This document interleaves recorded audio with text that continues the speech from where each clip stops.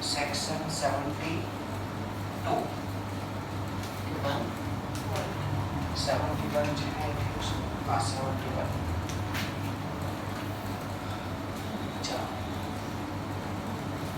Section 71 debenture શું કહે છે જોઈએ અને સમજીએ. પોઈન્ટ લખું છું. પહેલો point, debenture includes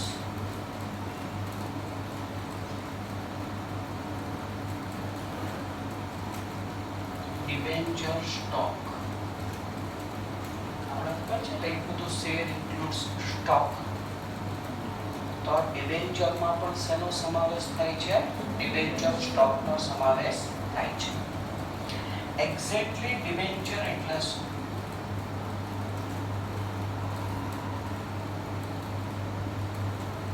Debenture is a document. Debenture એક એવો ડોક્યુમેન્ટ છે જે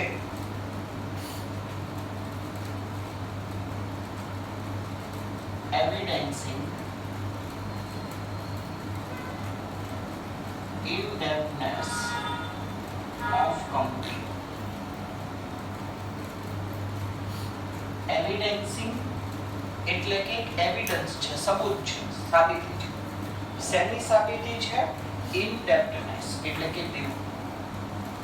કે ભાઈ માની લો આ એક કાગળ છે, ડિબેન્ચરનું કાગળ છે, તો આ કાગળ એક સાબિતી છે કે ભાઈ આ કંપનીની શું છે? ડેપ્ટ છે, આ કંપનીનું દેવું છે. સમજાય છે દરેકને? ખાસ ધ્યાનથી સમજજો. હવે બટ ઓબ્વિયસ છે, ડિબેન્ચર એ કંપનીનું ઇનડેપ્ટનેસ છે. એટલા માટે જે ડિબેન્ચર હોલ્ડર હશે, debenture holders are creditors of company. અને એટલા માટે ડિબેન્ચર હોલ્ડર્સ કંપનીના કોણ છે? બોલો જવાબ આપો. ડિબેન્ચર હોલ્ડર કંપનીના કોણ છે? ક્રેડિટર્સ. દરેકને પોઈન્ટ સમજાય છે? સિમ્પલ લોજિક છે ને. જેને રૂપિયા આપવાના હોય એ કંપનીના કોણ કહેવાય? ક્રેડિટર્સ કહેવાય. તો ડિબેન્ચર હોલ્ડર પણ કંપનીના ક્રેડિટર છે. પોઈન્ટ નંબર 4, ડિબેન્ચર જે છે, જે ડિબેન્ચર જે છે એ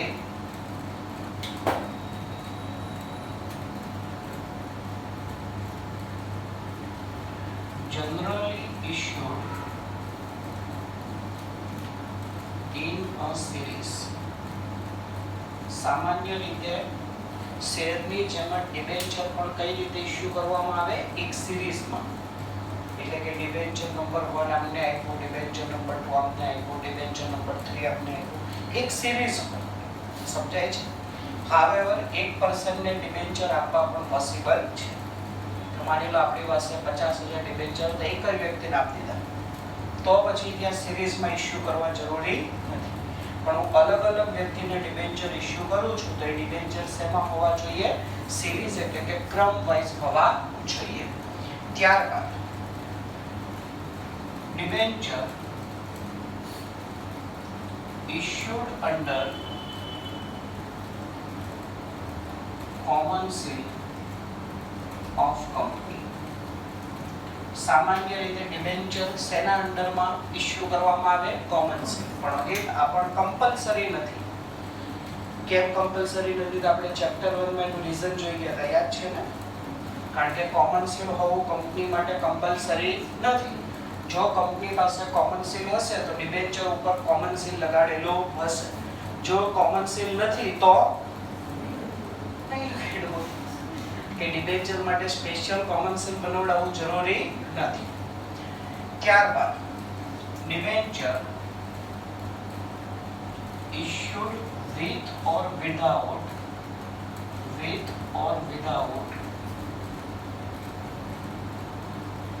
pari passu clause. આ પોઈન્ટ અત્યારે નહીં સમજાય એટલે ત્યાં મેં ક્વેશ્ચન માર્ક આપ્યો છે. અત્યારે જ આજે જ સમજીશું, ડિબેન્ચરના પોઈન્ટમાં જ સમજીશું, પણ અત્યારે હું એની એક્સપ્લેનેશન તમને આપતો નથી. ત્યારબાદ point number 5, debentures are generally issued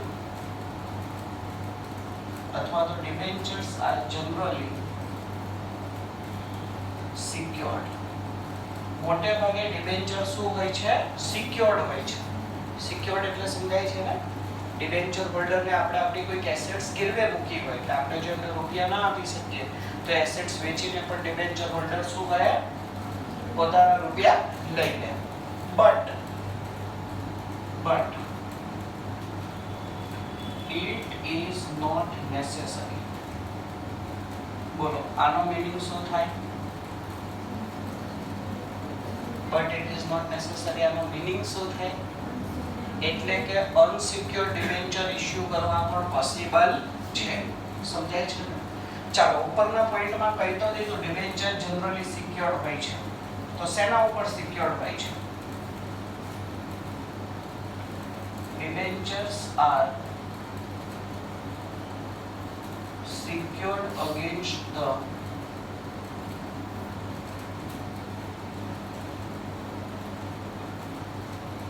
charge created against the assets of company.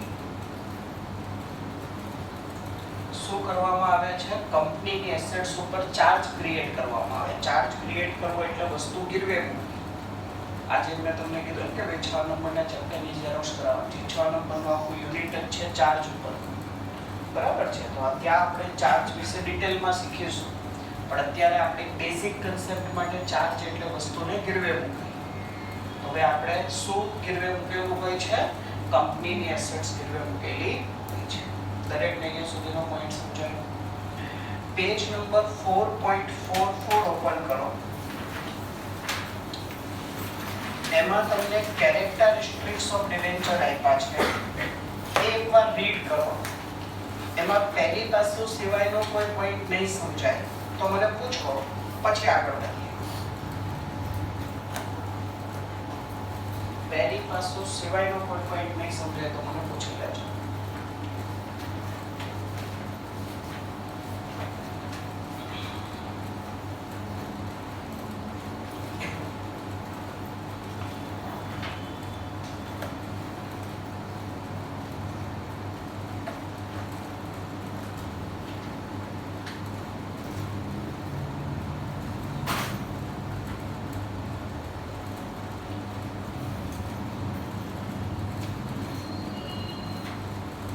કામ કરો 10 યુનિટ સુધી કરાવી લેવી છે ઝેરોક્સ. તો આપણું કંપની એક્ટ આમાં જે છે બધું આવી જાય. પછી જો કદાચ કંપની એક્ટના એક જ ચેપ્ટર છે તે તો એમ પણ અહીંયાથી મારે આપવાની છે. બરાબર? કારણ કે એ હવે આમાં છે એ એડિશનલ નવું એડ થયેલું છે. તો 5 થી 10 ની કરાવી લો તમે કોપી. એટલે કંપનીઝ એક્ટ પછી આપણે લગભગ એવું જ રાખશું કે પછી આપણે બુક કદાચ આવશે તો પણ તમે ઝેરોક્સ કરાવી લેજો. હું ખાલી મંગાવી લઈશ, તમારે આખી બુક મંગાવવાની જરૂર પડશે. તો 5 થી 10 ની કરાવી લેજો એટલે આપણું આમાં જેટલું કંપનીઝ એક્ટ છે આખું આવી જશે. પછી જે એડિશનલ છે એની તેમ પણ મારે ઝેરોક્સ જ આપવાની છે. ઓકે, ચાલો પોઈન્ટ રીડ કરો.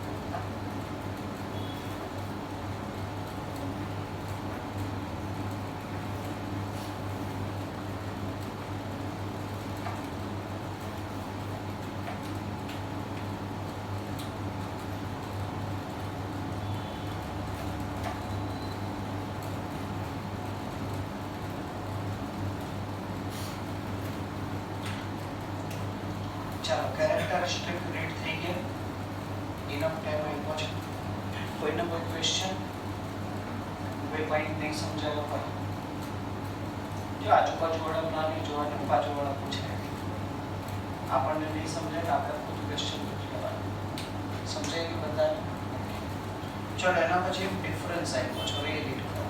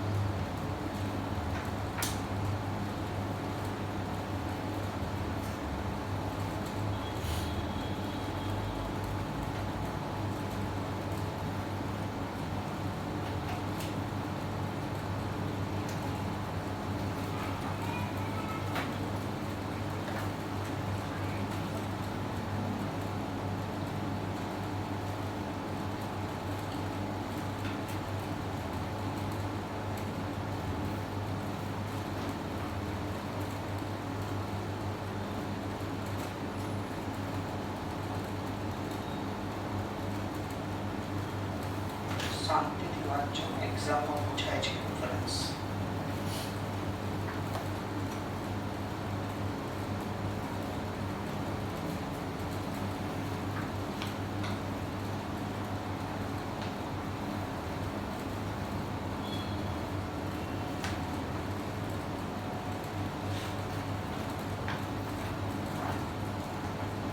ચાલો રીડ થઈ ગયો પોઈન્ટ બાકી ઘણા જ રીડ કરો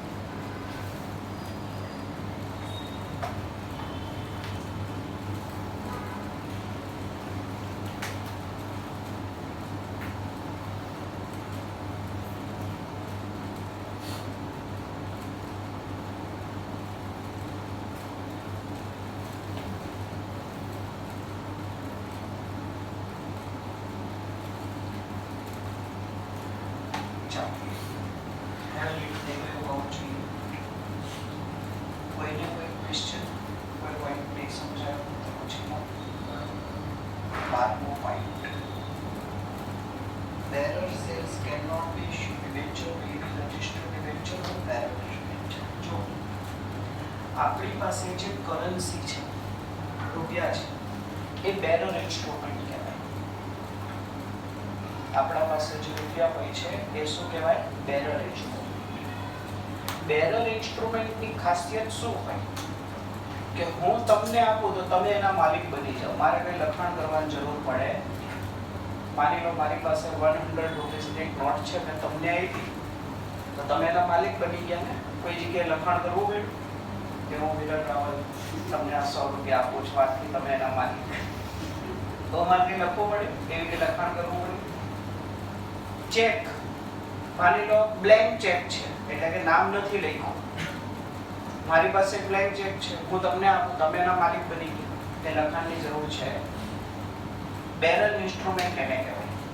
તો શેર ક્યારે બેરર ના હોઈ શકે, એટલે શેર ઉપર ફરજિયાત નામ લખ્યું હશે, mister X, mister Y, mister Z. પણ ડિબેન્ચર બેરર ઇશ્યુ કરવા પોસિબલ છે, એટલે કે એના ઉપર કોઈનું નામ લખ્યું હોય. મેં કંપની પાસેથી 100 ડિબેન્ચર ખરીદ્યા, કંપનીએ મને ખાલી ડિબેન્ચર સર્ટિફિકેટ આપ્યું, પણ એના ઉપર નામ નથી લખ્યું મારું. તો ફાયદો શું? ભાઈ મારે તમને વેચવા છે, તો એમાં પૈસા આપ્યા, સીધું મેં ઇન્સ્ટ્રુમેન્ટ તમને આપી દીધું. શેરની જેમ શેર ટ્રાન્સફર કરવા, ડિબેન્ચરનું નામ ટ્રાન્સફર કરવા મારે કંપની જવાની જરૂર નથી. બેરર હોઈ શકે, પણ મોટે ભાગે શેર જેવા જ હોય, બરાબર, રજિસ્ટર્ડ જ હોય, નામ લખેલું હોય. પણ જો કંપની છે તો બેરર ડિબેન્ચર પણ બહાર પાડી શકે. સમજાયો પોઈન્ટ નંબર 12? એના સિવાય કોઈને કોઈ question? Point number 9 trust did વાળો પોઈન્ટ હમણાં આપણે જોઈશું, પ્રોવિઝનમાં આવશે ડિટેલમાં, એટલે એક પોઈન્ટ સોલ્વ થઈ જશે. 11 નંબરનો પોઈન્ટ રિડમ્પશન. જો શેર હંમેશા કેવા હોય? ઇરરિડીમેબલ હોય. મેં તમને આગળ પણ કીધું ઇક્વિટી શેર, પ્રેફરન્સ શેર પાછા રિડીમેબલ હોય, આપણે જોઈ ગયા આ ચેપ્ટરમાં.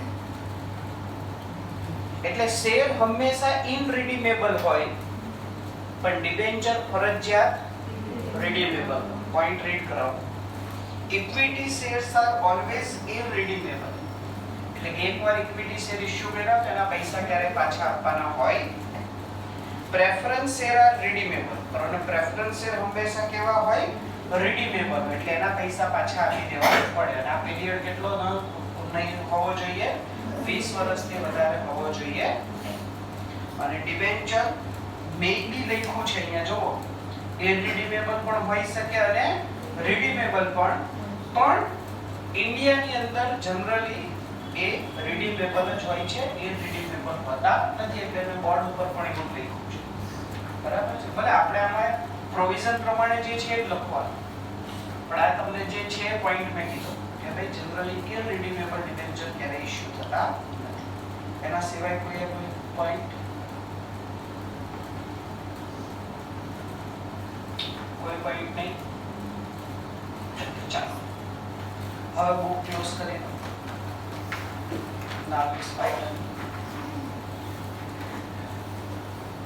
ડિબેન્ચર વિથ પેરી પાસુ ક્લોઝ અને ડિબેન્ચર વિધાઉટ પેરી પાસુ ક્લોઝ. સર પહેલા તો પેરી પાસુનો મીનિંગ શું લખવું છે?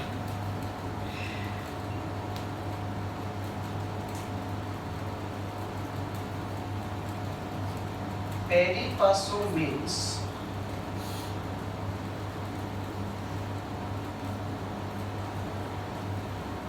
rank equally among themselves. Rank equally among themselves એટલે શું? બધાનો દરજ્જો સરખો હશે. Rank equally, rank એટલે દરજ્જો અને equally એટલે સરખો. દરેકનો દરજ્જો કેવો હશે? સરખો. સર હજી સમજાયું નહીં. બીજું સેન્ટેન્સ લખું છું, પછી નહીં સમજાય, એના પછી સમજાશે. પહેલા પોઈન્ટ લખી દો. The holder of debenture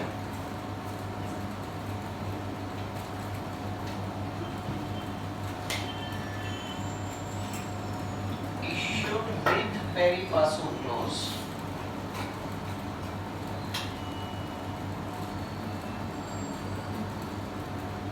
the holder of debenture issued with pari passu clause is entitled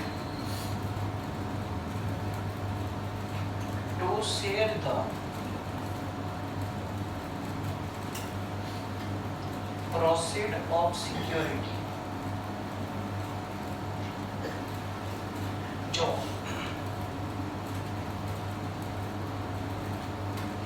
આ કંપનીની બેલેન્સ શીટ છે. અહીંયા કંપનીની પેઇડ અપ શેર કેપિટલ છે 10 કરોડ. અહીંયા કંપનીના 10% ડિબેન્ચર છે 5 કરોડ. અહીંયા કંપની પાસે 12% ડિબેન્ચર છે 4 કરોડ. એક એસેટ્સ છે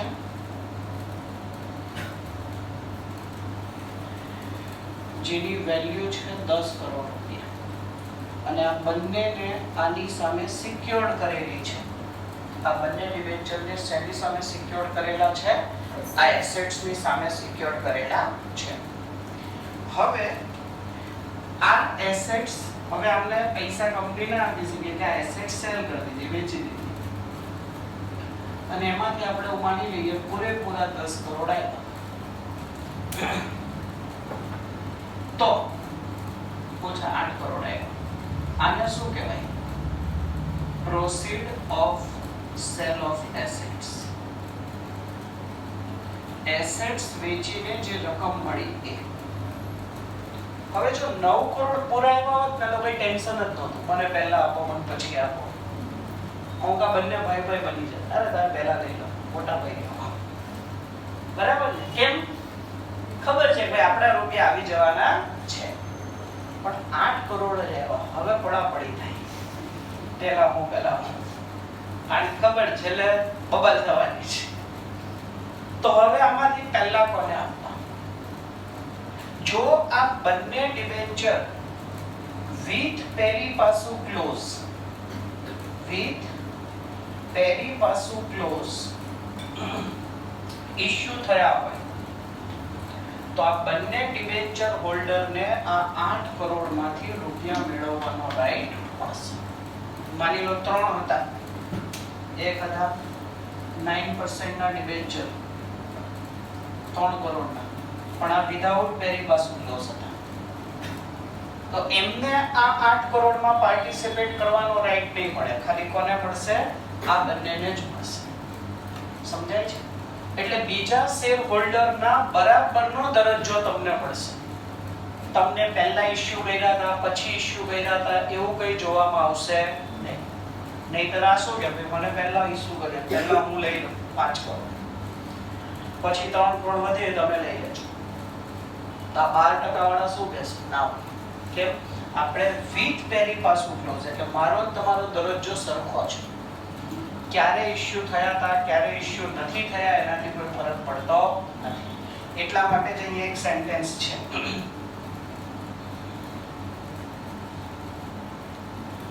In respective of date of issue of debenture. શું કહે છે? કઈ તારીખે ડિબેન્ચર ઇશ્યુ કર્યા છે એનાથી કોઈ ફરક પડતો નથી. ઇન રિસ્પેક્ટિવ ઓફ કોઈ ફરક નથી પડતો. શેનાથી ફરક નથી પડતો? Date of issue of debenture. જો તમે પેરી પાસુ ક્લોઝ વાળા ડિબેન્ચર છો તો તમને રેન્ક ઇક્વલી એક સમાન દરજ્જો મળશે. ક્લિયર પોઈન્ટ છે? અહીંયા એક્ઝેક્ટલી એનું opposite. if debentures are issued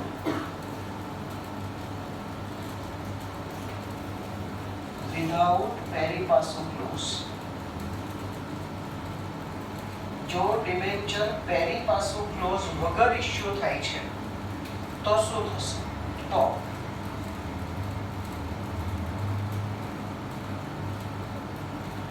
debenture issued in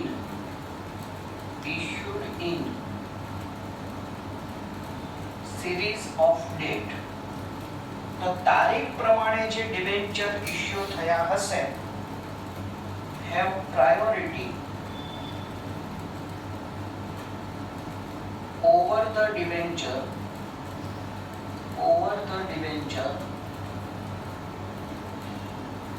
issued later. સમજાય છે? જો ડિબેન્ચર વિધાઉટ પેરી પાસુ ક્લોઝ ઇશ્યુ થયા છે તો જે ડિબેન્ચર ડેટની સિરીઝમાં તારીખ પ્રમાણે વહેલા ઇશ્યુ થયા છે એમને આગળ પ્રાયોરિટી મળશે અને જે પછી થયા છે એમને પછી. દરેકને પોઈન્ટ સમજાય છે? So that is the point. Pari passu clause. તો સર કંપની કયા ડિબેન્ચર ઇશ્યુ કરશે? ઉપર ઓલરેડી લખી લીધું છે. કંપની બંને પ્રકારના ડિબેન્ચર ઇશ્યુ કરી શકે. પેરી પાસુ ક્લોઝ વાળા પણ કરી શકે અને વિધાઉટ પેરી પાસુ ક્લોઝ વાળા પણ કરી શકે. અને હવે important point, provisions related to debentures.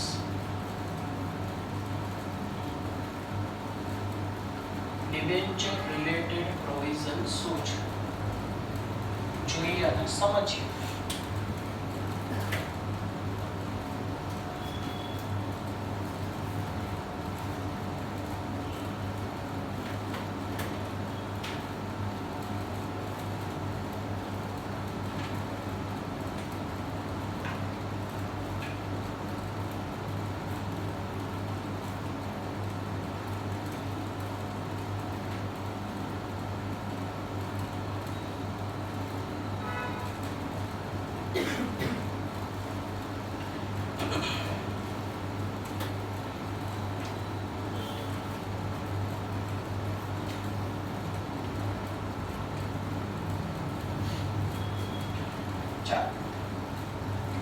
પહેલો પોઈન્ટ છે એની અંદર, પહેલો પોઈન્ટ છે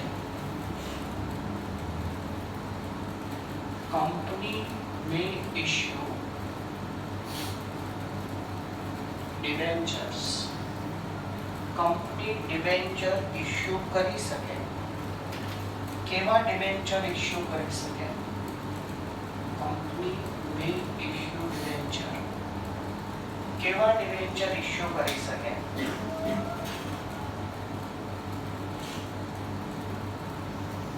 convertible into shares.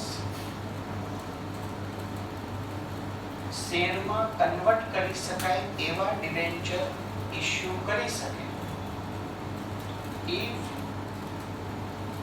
authorized by passing SR in general meeting. ચાલો દરેકને પોઈન્ટ સમજાય છે? જો કંપનીને જનરલ મીટિંગમાં કંપનીના મેમ્બર પાસેથી પરમિશન મળી જાય એસઆર પાસ કરીને, તો કંપની પહેલેથી જ કેવા ડિબેન્ચર ઇશ્યુ કરશે? કેવા ડિબેન્ચર ઇશ્યુ કરશે? જેને આગળ જઈને શું કરશે? શેરમાં કન્વર્ટ કરી શકાય. એટલે બહુ સારું, આ ડિબેન્ચરના રૂપિયા પાછા આપવાની મગજમારી નહીં. ત્યારબાદ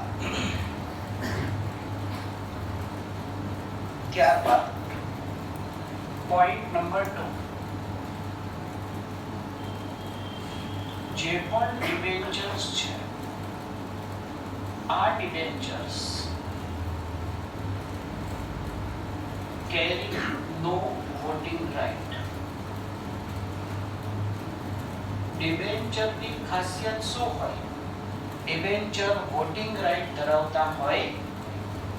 કેવું આપણે જોયું તો equity share holder voting right ધરાવે, દરેક રિઝોલ્યુશનમાં વોટ કરવાનો. Preference share holder certain condition જોઈ હતી, ખ્યાલ છે? એમના રાઇટને અફેક્ટ થતી હોય, રિડક્શન ઓફ શેર કેપિટલ કરવાનું હોય કે કંપનીનું વાઇન્ડિંગ અપ કરવાનું તો એ લોકો વોટ આપી શકે.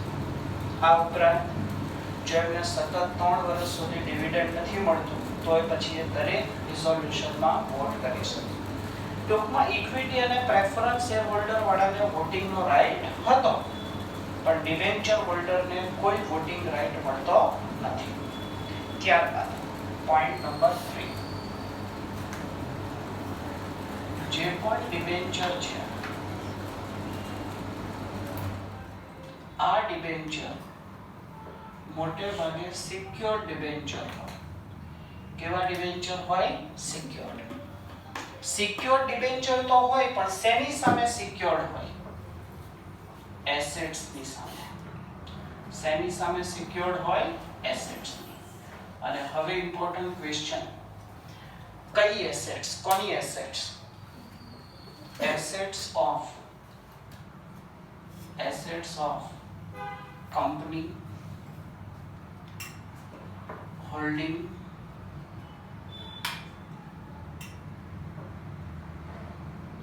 સબસિડરી અથવા તો એસોસિએટ. સમજાય છે પોઈન્ટ? આટલા લોકોની એસેટ્સ હોઈ શકે. એટલે સમજાય કે માની લો એક્સ લિમિટેડ એ ડિબેન્ચર સિક્યોર્ડ કરવા છે તો જરૂરી નથી એક્સ લિમિટેડ ની જ એસેટ્સ હોય. સમજાય છે ને?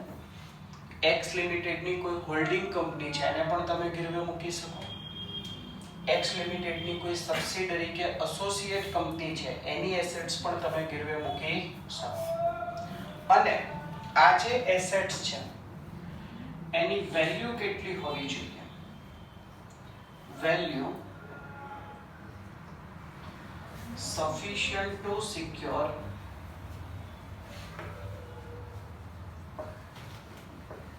amount of debenture. કે માની લો તમે 10 કરોડના ડિબેન્ચર ઇશ્યુ કરો છો તો આ એસેટ્સ ની વેલ્યુ કેટલી હોવી જોઈએ? બોલો કેટલી હોવી જોઈએ? 10 કરોડ કવર થઈ જાય એટલી હોવી જોઈએ. એટલે સાદી ભાષામાં એવું કહે છે કે ભાઈ 10 કરોડ કે 10 કરોડથી વધારે. સિમ્પલ પોઈન્ટ છે. ત્યારબાદ very very important point, debenture આપણે હમણાં જોયું એ પ્રમાણે મોટે ભાગે કેવા હશે? બોલો કેવા હશે? રેડીમેબલ. કેટલા સમયમાં રેડીમેબલ હશે? કેટલા સમયમાં રીડીમ થઈ જવા જોઈએ? બોલો કેટલા સમયમાં રીડીમ થઈ જવા જોઈએ? Within 10 years.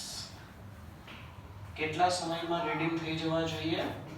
10 વર્ષમાં ડિબેન્ચર રીડીમ થઈ જવા જોઈએ.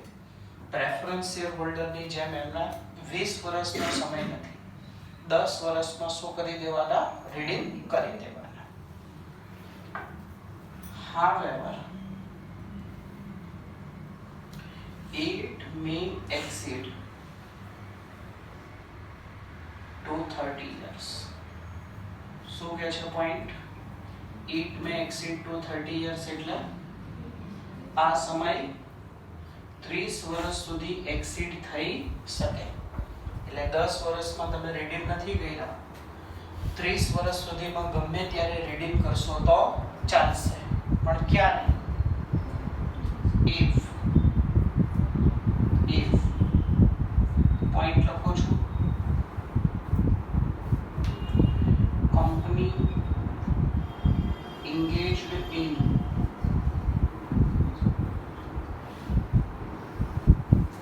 infrastructure project. કંપની શેમાં જોડાયેલી હોય? ઇન્ફ્રાસ્ટ્રક્ચર પ્રોજેક્ટમાં જોડાયેલી હોય. અથવા તો આ કંપની કોણ હોય? Infrastructure date fund NBFC. અથવા તો ખાલી ઇન્ફ્રાસ્ટ્રક્ચર પ્રોજેક્ટને જ ડેપ્ટ આપવા માટે આ કંપની બની હોય અને એ કંપની કોણ હોય? NBFC હોય, નોન બેન્કિંગ ફાઇનાન્સિયલ કંપની. તો પણ એ 30 વર્ષ સુધીને આપી શકે. અથવા તો ઇન્ફ્રાસ્ટ્રક્ચર ફાઇનાન્સ કંપની, એ ઇન્ફ્રાસ્ટ્રક્ચર ફાઇનાન્સ કંપની હોય, ખાલી ઇન્ફ્રાસ્ટ્રક્ચર ને ફાઇનાન્સ આપવા માટે જ કંપની બનાવી હોય. અથવા તો એની અધર કંપની એપ્રુવ્ડ બાય, અથવા તો બીજી એવી કોઈ પણ કંપની જેને એપ્રુવલ આપવામાં આવ્યું છે કોના દ્વારા? બાય આરબીઆઈ દ્વારા, મિનિસ્ટ્રી ઓફ સેન્ટ્રલ ગવર્નમેન્ટ દ્વારા, નેશનલ હાઉસિંગ બેંક દ્વારા કે એની અધર સ્ટેચ્યુટરી બોડી કે બીજી કોઈ સ્ટેચ્યુટરી બોડી દ્વારા, માની લો સેબી દ્વારા કે માની લો આરબીઆઈ એ પરમિશન આપી બીજી કોઈ કંપનીને કે ઓકે ભાઈ તમે 30 વર્ષ સુધીમાં રીડીમ થાય એવા ડિબેન્ચર બહાર પાડજો તો થઈ શકે. મિનિસ્ટ્રી ઓફ સેન્ટ્રલ ગવર્નમેન્ટ કે માની લો સેન્ટ્રલ ગવર્નમેન્ટની કોઈ એક મિનિસ્ટ્રી, ખબર છે અલગ અલગ મિનિસ્ટ્રી હોય, આપણે માની લો MCA ministry of corporate affairs, એને કોઈને પરમિશન આપી દીધી, નેશનલ હાઉસિંગ બેંકે કોઈ કંપનીને પરમિશન આપી, અથવા તો કોઈ સ્ટેચ્યુટરી બોડી મેં હમણાં કીધું એ પ્રમાણે સેબીએ કોઈને પરમિશન આપી, તો આવી કંપની પણ 10 વર્ષથી વધારે એટલે કે 30 વર્ષ સુધીમાં રીડીમ થાય એવા ડિબેન્ચર ઇશ્યુ કરી શકે. ત્યારબાદ નેક્સ્ટ પોઈન્ટ તરફ આગળ વધીએ. ખાસ ધ્યાનથી પોઈન્ટને સમજજો. પોઈન્ટ નંબર 5, કંપનીએ શું કરવું જરૂરી છે? કંપનીએ ડીઆરઆર એટલે શું થાય? Debenture redemption reserve. કંપનીએ ડીઆરઆર ક્રિએટ કરવું મેન્ડેટરી છે. ક્રિએટ કરવું મેન્ડેટરી છે. અને આ ડીઆરઆર નો યુઝ ક્યાં થશે? Only in redemption of debenture. Debenture redeem કરવા માટે જેનો ઉપયોગ થશે. એટલે શું કહેવા માંગે છે? હમણાં કીધું એમ કે 10 કરોડના ડિબેન્ચર બહાર પાડ્યા હોય તો દર વર્ષે તમારે એક સર્ટેન અમાઉન્ટ, માની લો 1 કરોડ રૂપિયા ડીઆરઆર માં જમા કરાવતા જવાના. તો 10 વર્ષે તમારી પાસે કેટલા રૂપિયા થઈ જશે? 10 કરોડ થઈ જશે. તો એ 10 કરોડમાંથી તમારે શું કરી દેવાના? ડિબેન્ચર રીડીમ કરી દેવાના. કઈ 10મા વર્ષે જેકપોટ તો લાગવાનો નથી ને કે સીધા 10 કરોડ આવી જશે. એ ધીમે ધીમે ડીઆરઆર ક્રિએટ કરીને જે રૂપિયા ભેગા કરવા પડે. સમજાય છે દરેક? ત્યારબાદ પોઈન્ટ નંબર 6,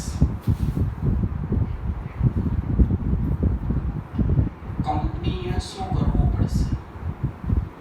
કંપનીએ અપોઇન્ટ કરવા પડશે. કોને અપોઇન્ટ કરવા પડશે?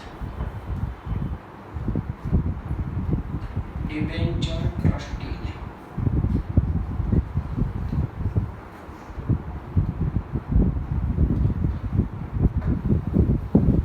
જો આમાં 2 પોઈન્ટ સમજાવું છું ડિબેન્ચર ટ્રસ્ટી માટે. એક સિમ્પલ વસ્તુ સમજો. ઇક્વિટી શેર હોલ્ડર હોય તો ત્યારે ઇક્વિટી ટ્રસ્ટીની જરૂર ના પડે. કેમ? કારણ કે દર વર્ષે ઇક્વિટી શેર હોલ્ડરની મીટિંગ મળે એટલે એ લોકો પોતાના હિતમાં શું છે શું નથી એના ડિસિઝન જાતે લે. પણ ડિબેન્ચર હોલ્ડરની આવી કોઈ મીટિંગ મળવાની નથી. પહેલો પોઈન્ટ. બીજો, અહીં આપણે કીધું તો ખરા ભાઈ એસેટ્સ તમારે ગીરવે મૂકવાની, એસેટ સિક્યોર્ડ કરવાની, પણ કોના નામે ગીરવે મૂકશો? કે ભાઈ 50,000 ડિબેન્ચર હોલ્ડર હોય, 50,000 વ્યક્તિ નામે મૂકવાની? એ 2, 4 કે 5 વ્યક્તિ હોય તો એ 2, 4 કે 5 વ્યક્તિ એટલે કોણ? Debenture trustee. એ ડિબેન્ચર હોલ્ડર માંથી જ અમુક 2, 4 લોકો હોય. એ ડિબેન્ચર ટ્રસ્ટીનું કામ શું હોય? ડિબેન્ચર ટ્રસ્ટીનું કામ હોય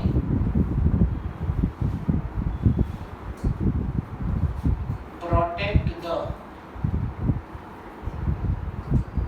interest of debenture holders. debenture holders ના interest એટલે કે હિતોનું protect એટલે કે રક્ષણ કરવું. debenture holder ના હિતોનું રક્ષણ કરવું એ કોનું કામ હોય? બોલો કોનું કામ હોય? debenture trustee નું. અને બીજું કામ એનું શું હોય? address the grievances of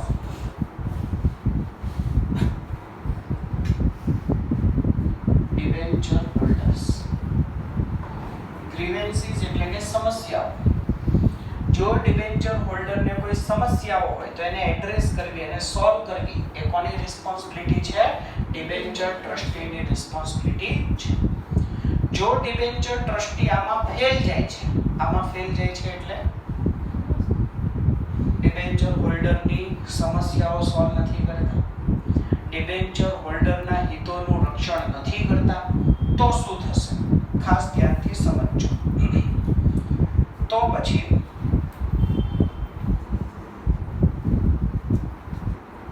એટલે કે જો ડિબેન્ચર ટ્રસ્ટી ગિલ્ટી ગુનેગાર છે શેના માટે? For breach of trust. મેં હમણાં કીધું કે ભાઈ 50,000 લોકોમાંથી તમને 2 જણને અપોઇન્ટ કર્યા છે, 3 જણને અપોઇન્ટ કર્યા છે. તે 50,000 લોકોએ તમારા પર ટ્રસ્ટ કર્યો છે, વિશ્વાસ કર્યો છે. અને જો એવી ખબર પડે કે આ debenture trustee guilty for breach of trust, આ વિશ્વાસ તોડવા માટે જવાબદાર છે, તો આ debenture trustee liable for damages. તો આમના બ્રીચ ઓફ ટ્રસ્ટના કારણે ડિબેન્ચર હોલ્ડરને જેટલું પણ નુકસાન થયું હોય એ નુકસાનની ભરપાઈ કરવા માટે કોણ લાયેબલ કહેવાશે? ડિબેન્ચર ટ્રસ્ટી લાયેબલ કહેવાશે. દરેકને પોઈન્ટ સમજાય છે? ત્યારબાદ ખાસ પોઈન્ટને ધ્યાનથી સમજજો.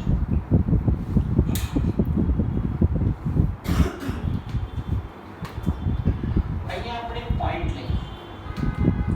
કંપનીએ શું કરવાનું? બોલો, કંપનીએ શું કરવાનું? ડિબેન્ચર ટ્રસ્ટીની અપોઇન્ટમેન્ટ કરવાની. પણ આ અપોઇન્ટમેન્ટ કરવી ક્યારે કમ્પલસરી છે, ક્યારે મેન્ડેટરી છે?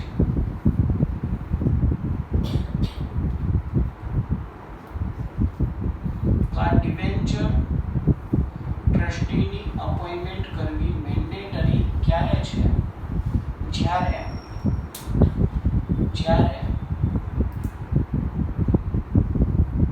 Company issue prospectus.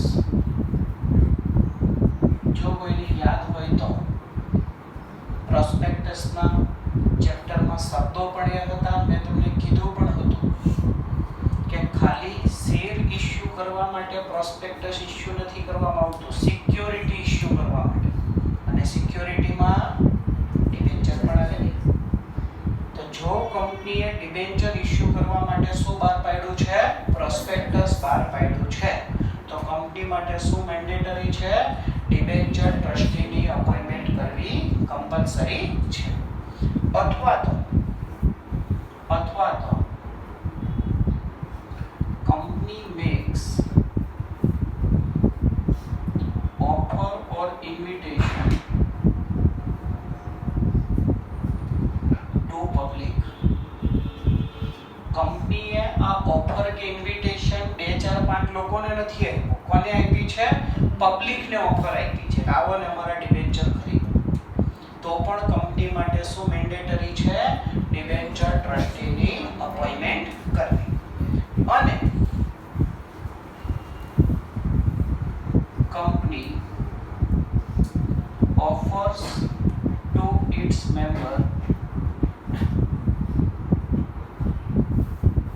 exceeding 500.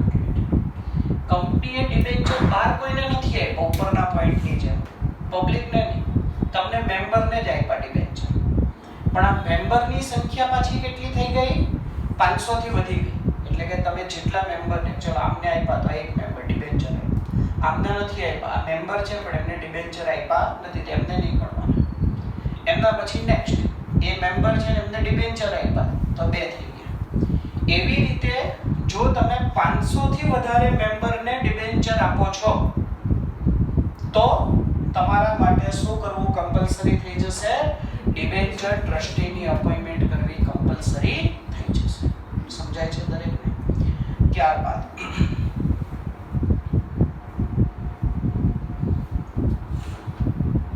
Point number 7, આ તો બહુ સિમ્પલ છે. કંપની ઇઝ લાયેબલ, કંપની જવાબદાર છે. બોલો શેના માટે જવાબદાર છે? To make payment on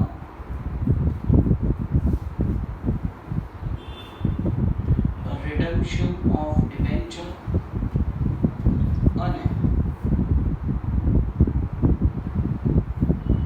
interest of debenture. Simple છે ને કે ભાઈ જે ડિબેન્ચર લીધા છે તેના ઉપર વ્યાજ ચૂકવવું પડે, એ કંપનીની લાયબિલિટી છે. તમે જેટલા સમય માટે ડિબેન્ચર લઈને આવ્યા છો એ સમય પૂરો થાય એટલે રિડમ્પશન વખતે પેમેન્ટ કરવું પડે, એ કંપનીની લાયબિલિટી છે. નેક્સ્ટ પોઈન્ટ બહુ ઇન્ટરેસ્ટિંગ છે. પોઈન્ટ નંબર 8, if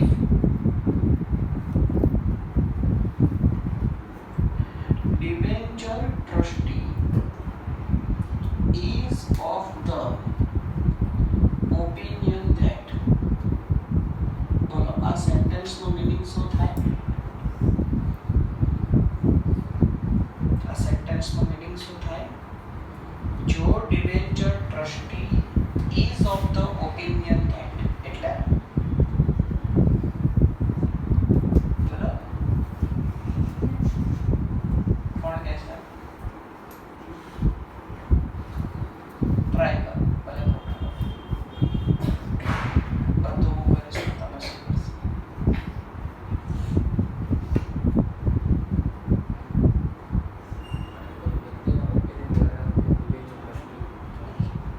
if જો debenture trustee is of the opinion, debenture trustee નો એવો ઓપિનિયન છે કે, જો ડિબેન્ચર ટ્રસ્ટી નો એવો ઓપિનિયન છે કે, કયો ઓપિનિયન હું લખું છું, જો ડિબેન્ચર ટ્રસ્ટી નો એવો ઓપિનિયન છે કે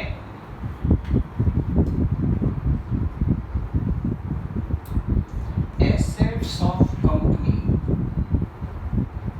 is insufficient for payment of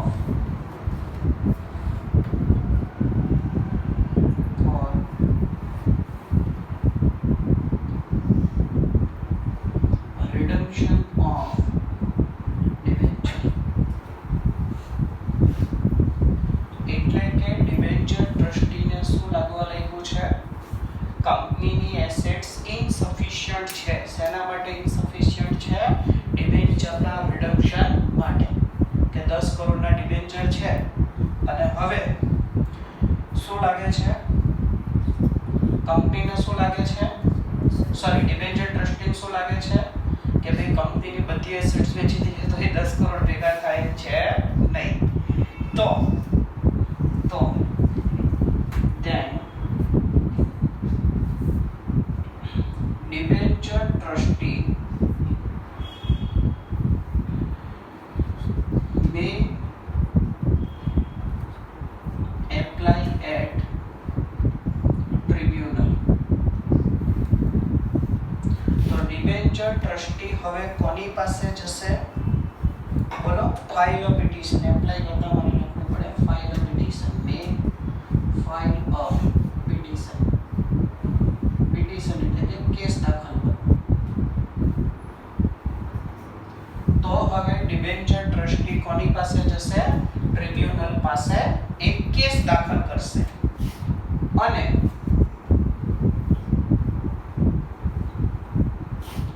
tribunal May order, અને ટ્રિબ્યુનલ ઓર્ડર આપી શકે. શેનો ઓર્ડર આપી શકે? ઓન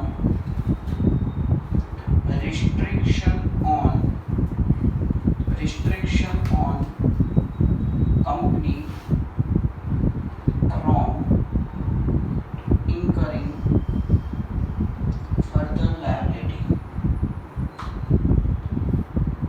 સમજાય છે? તો હવે કંપની શું કરશે? સોરી, ટ્રિબ્યુનલ શું કરશે? કંપની પર એક રિસ્ટ્રિક્શન મૂકી દેશે કે તમે હવે ફર્ધર લાયબિલિટી ઇન્કર ક્રિએટ કરી શકશો, લોન નહીં લઈ શકો, નવા ડિબેન્ચર બહાર નહીં પાડી શકો. કેમ? જે છે એને પણ રૂપિયા નથી, તો નવા લાઈન શું કરશો? સમજાય છે ને? ચાલો, અને એના પછીનો પોઈન્ટ પણ સિમિલર જ છે. જો ડિબેન્ચર ટ્રસ્ટીને એવું લાગે કે કંપની ડિબેન્ચર રિડમ્પશન કરવા માટે કેપેબલ નથી, કે એનો ઇન્ટરેસ્ટ આપવા માટે કેપેબલ નથી, તો ડિબેન્ચર ટ્રસ્ટી ક્યાં જશે? ટ્રિબ્યુનલને પિટિશન દાખલ કરશે અને ટ્રિબ્યુનલ કંપનીને ઓર્ડર આપશે કે ફોર્થવિથ અત્યારે જ તમે ઇન્ટરેસ્ટ અને રિડમ્પશન ઓફ ડિબેન્ચર કરી દો. ક્લિયર છે? બુક ઓપન કરો, પેજ નંબર 4.47.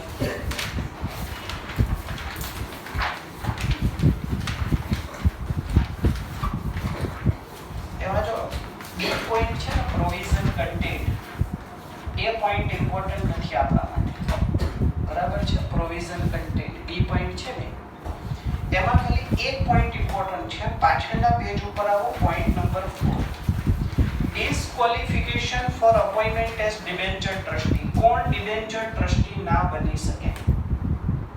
શું સવાલ છે? કોણ ડિબેન્ચર ટ્રસ્ટી ના બની શકે? પહેલો પોઈન્ટ છે beneficial holds shares in company. એટલે ટૂંકમાં તમે જો કંપનીમાં શેર ધરાવતા હોય તો તમે ડિબેન્ચર ટ્રસ્ટી બની શકો નહીં. અંડરલાઈન કરો, પ્રમોટર, ડાયરેક્ટર અથવા તો કી મેનેજરિયલ પર્સોનલ. કોના? કંપનીના, હોલ્ડિંગના, સબસિડરીના કે એસોસિએટના.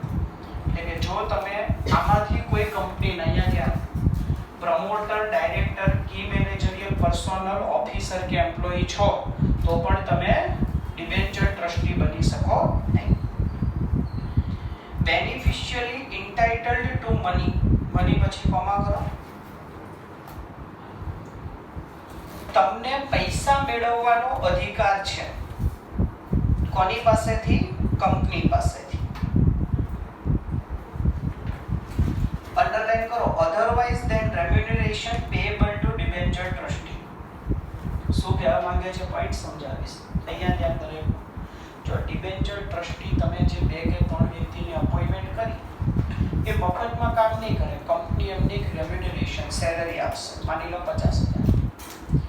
પણ તમને કંપની પાસેથી આ 50,000 સિવાય બીજી કોઈ રકમ મેળવવાનો પણ અધિકાર છે. તમે કંપનીના એક્સ એમ્પ્લોયી છો, તમને પેન્શન મળે છે, તો શું તમને ડિબેન્ચર ટ્રસ્ટીના રેમ્યુનરેશન સિવાય પણ કોઈ બેનિફિટ મળે છે કંપનીમાંથી? યસ. તો તમે ડિબેન્ચર ટ્રસ્ટી બની શકો નહીં. Is indebted to company, holding, subsidiary or associate. તમે કંપનીને લોન આપી છે, sorry, is indebted to company. તમારે કંપનીને રૂપિયા આપવાના છે, તમે કંપની પાસેથી ઉછીના રૂપિયા લીધા છે XYZ કોઈ રીઝનથી, તો તમે શું નહીં કરી શકો? કે માની લો તમે કંપનીના ડેટર્સ છો, માની લો તો કંપની પાસે ગુડ્સ ખરીદો છો, શું તમારે કંપનીને રૂપિયા આપવાના છે? હા.